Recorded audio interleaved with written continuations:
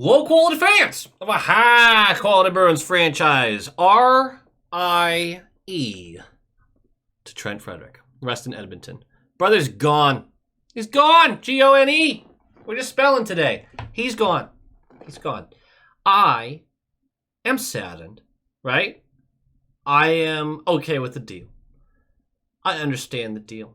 I also had already fully come to terms with the fact that Trent Frederic was no longer going to be at a Boston Bruin.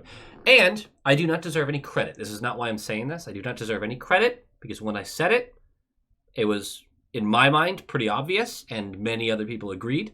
So I don't deserve any credit for this. But I said it on the Short Shift podcast. I believe I said it on this channel as well. After Sweeney's presser, where he talked about how UFAs would not be re-signed until the offseason. None of them. The UFAs or RFAs. The only one that they're focused on re-signing before the trade deadline was Brad Marchand. That told me right there that Trent Frederic is 100,000% gone by the trade deadline. He is done. That statement was very clear from him. Because if you weren't going to sign him before the trade deadline, you certainly weren't going to have him walk for free because Frederic wasn't very happy, obviously. Or maybe not very happy, but not performing well. It just was very clear to me. So this shouldn't be a huge surprise for anybody. Now, of course, if you're, kind of on the peripheral this season, you're kind of checking in here and there, maybe it is. Maybe it blindsided you, and I get it. There's nothing wrong with that. There's nothing wrong with that. Sometimes real life is a little too much to add hockey to. It happens. As you may have noticed, I'm way behind on any trade deadline coverage because there's a lot going on. It's personal life stuff, but Let's talk about this trade a little bit, as it got spelled out several times on Twitter, 3 separate trades, all this good stuff. But basically, it's a 3-team trade, right? The trade is technically Trent Frederic went to the Devils for 50% retained for Peter Hauser. Then Trent Frederic went to the Oilers for 50% retained again, bringing his cap hit down to just under $600,000 for Shane Lachance. So the Devils get Shane Lachance out of being a third in this trade. Then Max Jones and Peter House go to Edmonton for Max Wayner, the Blues' second-round pick this year, and then the Oilers' fourth-round pick next year. The Oilers get Trent Frederic, Max Jones, and Peter Hauser, which, the Hauser bit, throw it out.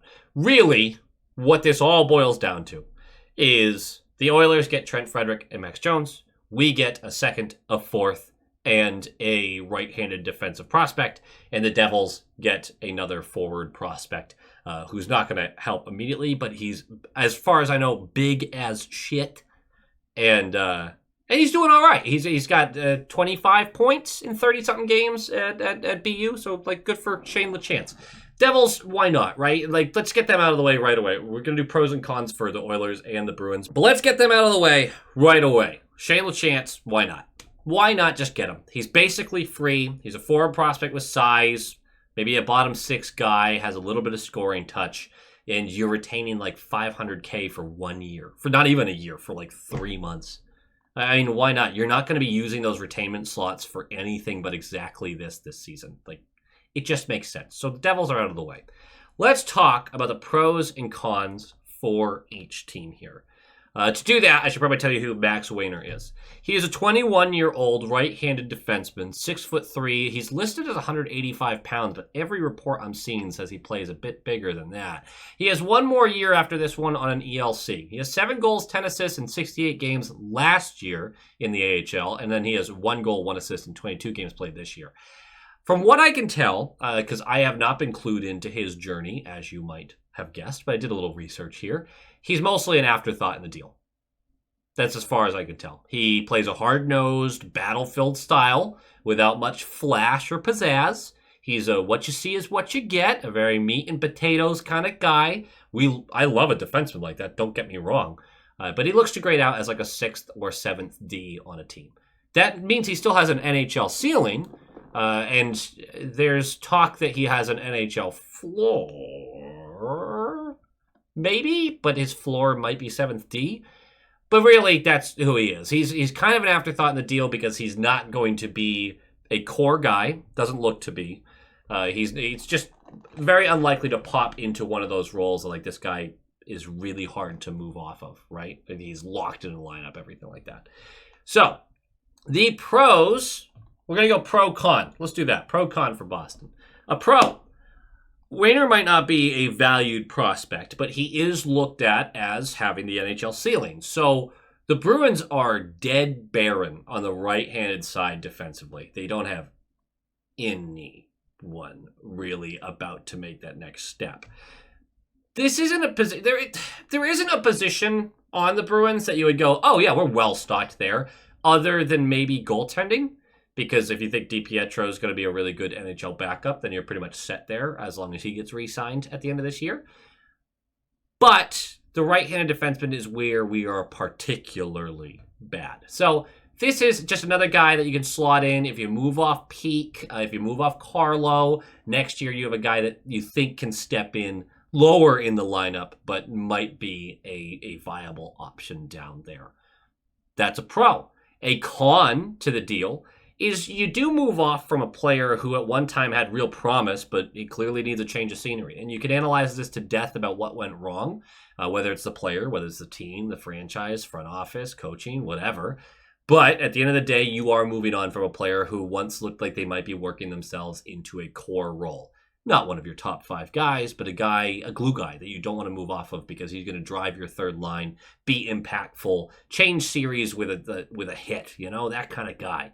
You're moving off of him. And he was a first rounder, So that's a con. Another pro for the Bruins. A second round pick coming back in the deal seems to be exactly what they wanted. They wanted to get back into the second round for this draft. The Blues second rounder should be middling. They'll be somewhere in the middle there. It's even funnier that it comes from the Blues, honestly, because that is who will likely be signing Frederick in the offseason. So it just kind of makes sense. Obviously, it's not coming from the Blues. Technically, it's the Blues pick. It's coming from the Oilers, but they had already traded it to them. Was that part of the... I think that was part of the offer sheets. Yeah. So how about that? Which we'll get to there. Oh, we'll actually get to there, so it's fine. Another con for the Bruins. I think the value is fair, but the only downside of this not being a my problem for your problem trade, which is what I expected for Frederick. I expected this to be far more a...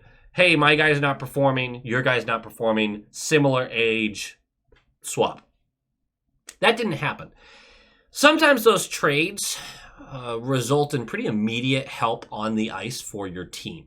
This trade absolutely does not do that. This is with the future in mind. There is nothing about this trade that makes your team better right this second, because Trent Frederick, as much as he has not been good this year, it's not like suddenly a prospect's going to come in and they would have pushed Trent Frederick out. We have guys who have been worse than Frederick this year, right?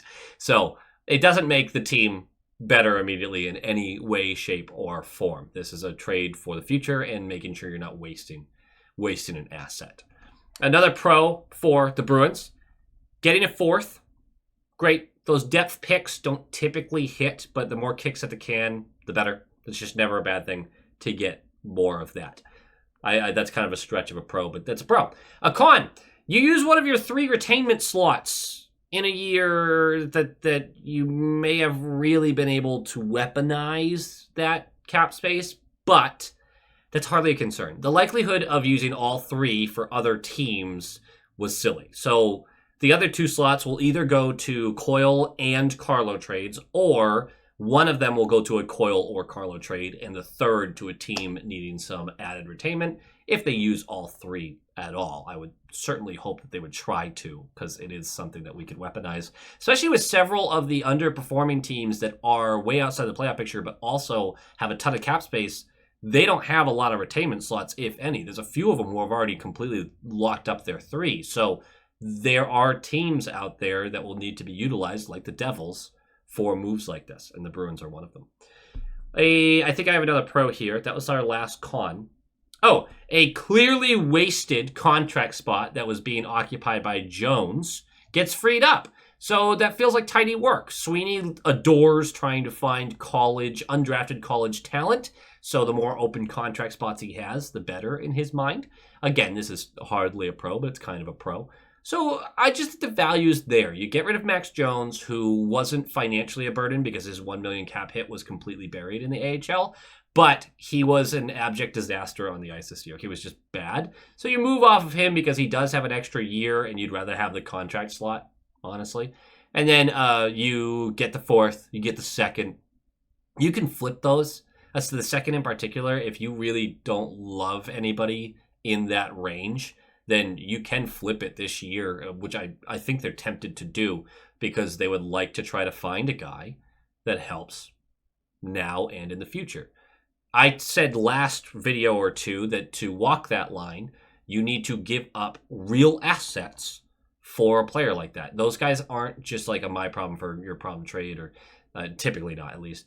Those guys are ones that you are paying out the nose for because they're good now, they're going to be good later, and it's a contract you can afford. You'll need real assets. And so if you trade for that second and you want to move it back out for a guy that you've looked at and you feel confident about, you have that option now, which is nice.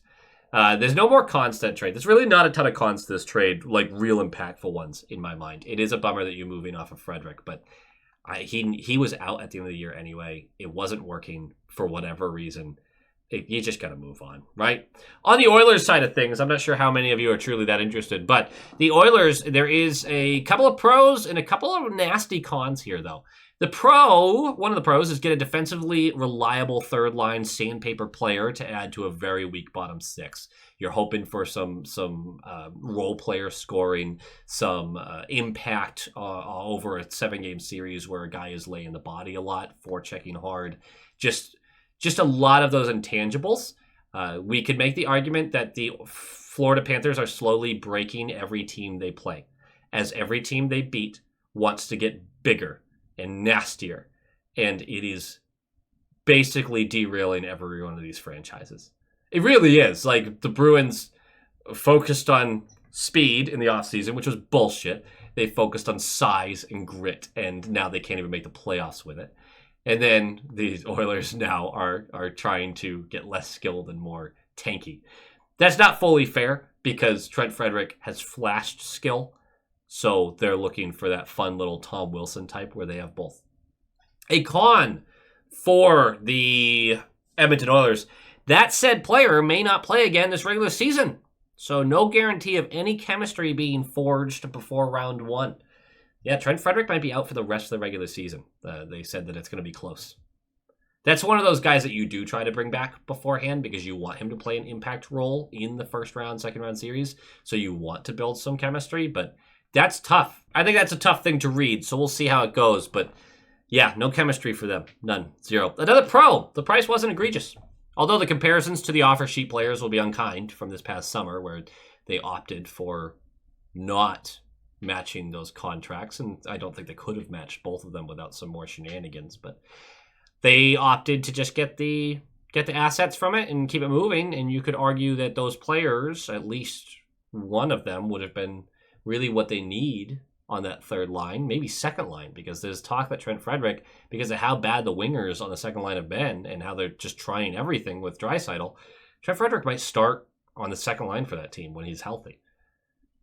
That's interesting, man. I'm just going to leave that alone. But even with those comparisons to the offer sheets, a second and a fourth and a prospect who wasn't helping a cup contender core, nor were they projected to be a core guy, is fair for a real NHL player at basically $500,000 that you're hoping will help this year. The second is probably a little higher than they wanted to go, but that's fine. Like, they took a swing. I think there's some real risks, but they took a swing. One of the cons, one of those risks, Frederick's game has fallen off a cliff, and most of the attributes that they are counting on, the physicality, the net front scoring, the strong forechecking, just haven't been present this year. I'd expect the trade to give him a boost, but there's real risk that you're adding a guy who's not going to help, and by the time you realize that, it's too late and has actually adversely affected your cup odds this year. Because when you put a guy in your lineup that late in the season or in the first round, and they are bad, or just worse than the guy that was going to slot in, I mean, you're hurting your cup chances. You're not improving them. There is a concern there for that. Again, I really expect this trade to give him a boost, but I mean, they're taking a swing here. They're taking a swing. And I actually only had another con. I didn't have another pro for the Oilers because I think, honestly, that second one really kind of finished that off. But the other con is they took Max Jones.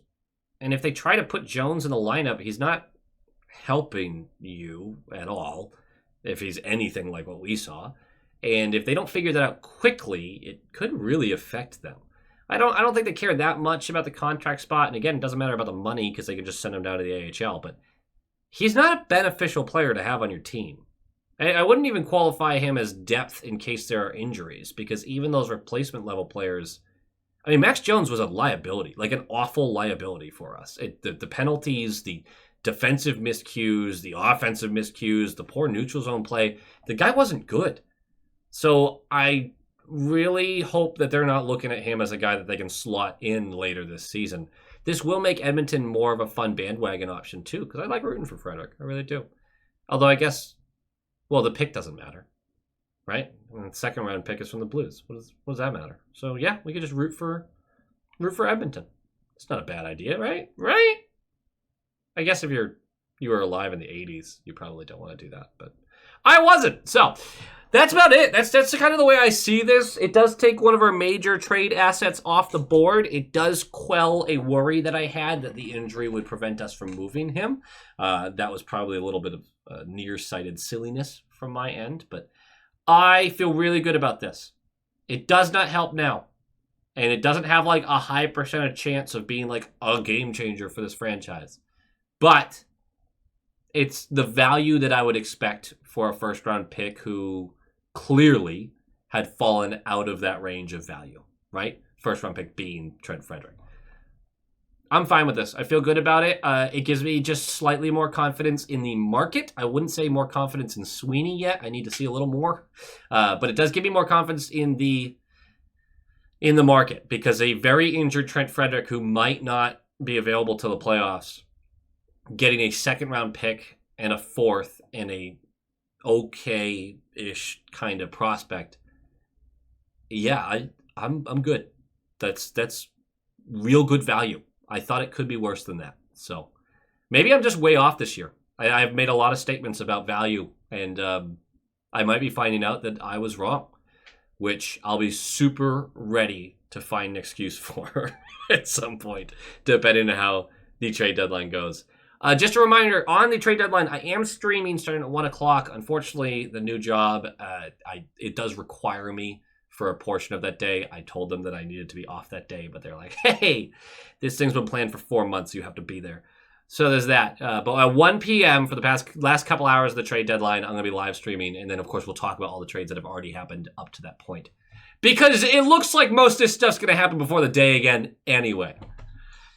Go Bees. Go Bees! And of course, here at the end of the video, I love to give some shout outs to the fantastic high quality inspectors who help support the channel and keep this running. I super appreciate every single one of you, from the role player tier, the top line tier, and of course the all-star tier.